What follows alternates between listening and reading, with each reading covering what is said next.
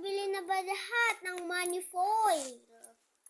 Money foil to guys. Nabili sa Shopee. Yan o.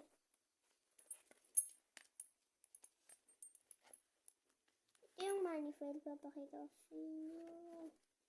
Ayan.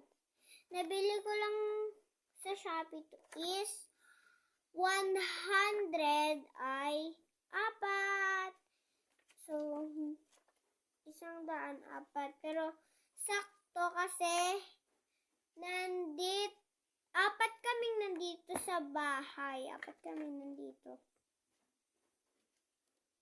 Yan, kaya kung order nito.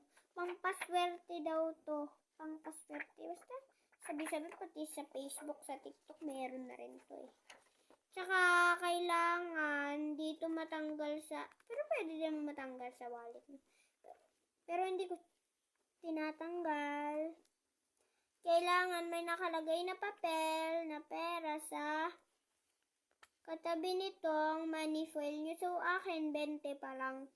20 pa lang nakalagay. Kahapon ko lang nalagyan kasi bago pa lang to dumating. Bago pa lang dumating to ang money foil. Nung dumating tong money foil, Sabado lang yata, Lunes na ngayon. Kaya kahapon ko lang nalagyan ng 20. Kahapon lang. So, 20 muna kasi wala pa kaming pera. Ayan. So, nag-drawing, nag-effort pa talaga ako ng Zaira. Pero, ito lang yung ginawa ko, itong malaki.